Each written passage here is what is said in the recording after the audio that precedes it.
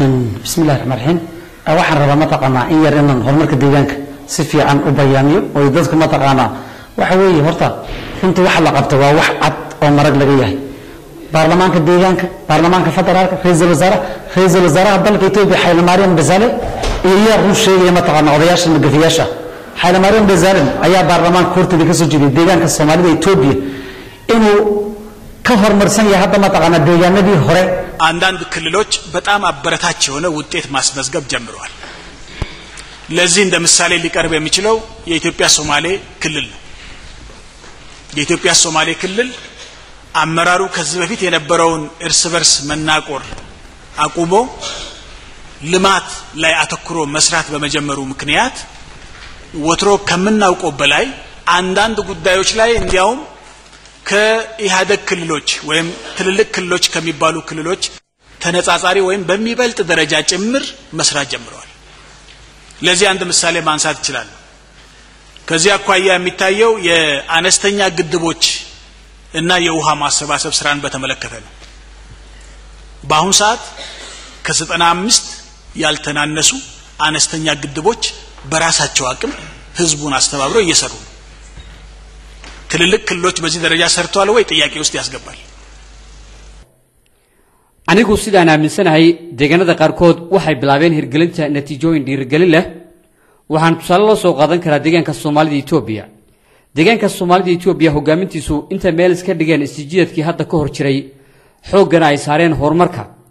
sidii aan ku ogeyn si ka sareysa oo waliba arrimaha qaarkood waxay ka saramareen deegaanada waaweyn amaba kuwa EPRDF maamusho taasna shaqo ayay ku gaadheen. hal tusaale ayaan u soo qaadan karnaa taasoo ah biyo xidhanada yar yar iyo biyo ururinta. waqti xaadirkan waxay sameysteen 95 biyo xidhan iyagoo adeegsanaya awoodooda dadkana abaabulay. deegaanada waaweyn hawshan oo kale miyay qabteen su'aalaha dultaag oo soo ka wax qabad fiican yahay tii marka ma taqaan deegaanka waxba ku ogeyn oo deegaanka warhaynin inuu ma taqaan propaganda iyo dacaayada fidiyo mid la ogolaan ma aha. deegaanka dhibaato badan baa la soo maray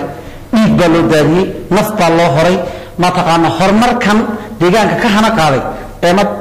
weerasha la qoday hadda ma taqaan muddo yar 7 sano waa darkasan deegaanka wax eelaha u dhaxayn jiray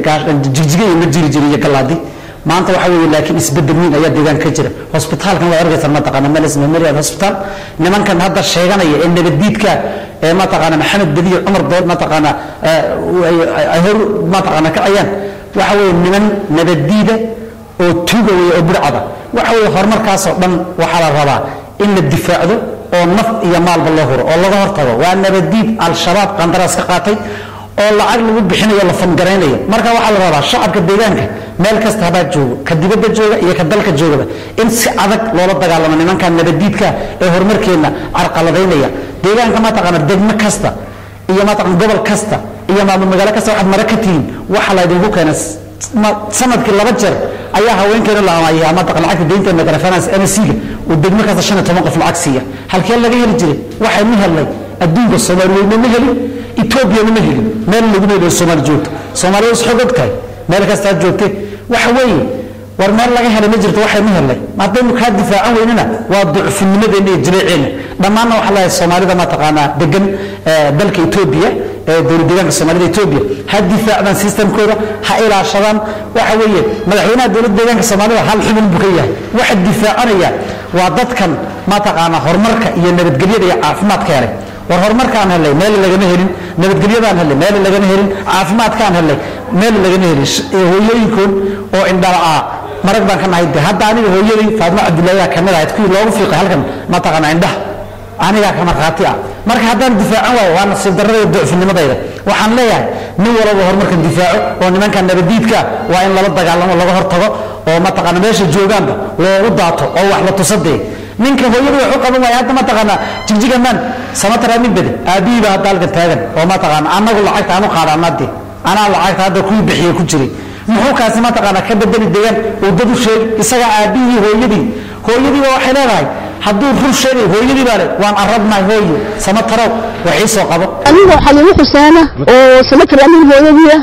oo magaalada jigjiga ku dhashay oo isagana ku dhalay عدتي ما مقلن والله إننا مقلن والله إننا بيسجي نلاش عن كل والله إله معبود أم بأك inayar oo isaga ka yar baa ii shaqaynayso reerkeedii uu burburay baa suuqa ii fadhiisanayso waxay siinaysa isagii aan dhalayna sidii u dhaqaaqay war uma hayo marka ilaahay waxaan ku mahadiyaa dalkayga iyo dadkaygaba waan aaminsanaa waanan aaminsanahay ilaa imika dhalinyarada Soomaaliyeedna waan aaminsanahay waan u duceeyaa 24 saacadood sababtoo ah dee waa midhihii dalka anfacayay anigana uu ku amaantay anfacay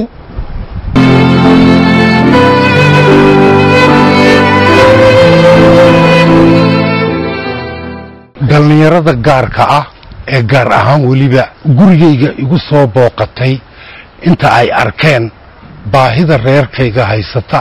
aad baan ugu mahadnaqayaa aan waliba u ahay dhammaantood adeero ee kii aan dhalay oo aniga aan waxba ii tarin waxna aan reerkooda u qaban walaaladoodna aan waxba u qaban hooyadiina ay tan tahay in wali u qabanin maantana raashinkan iyo lacagtan aad noo keenteen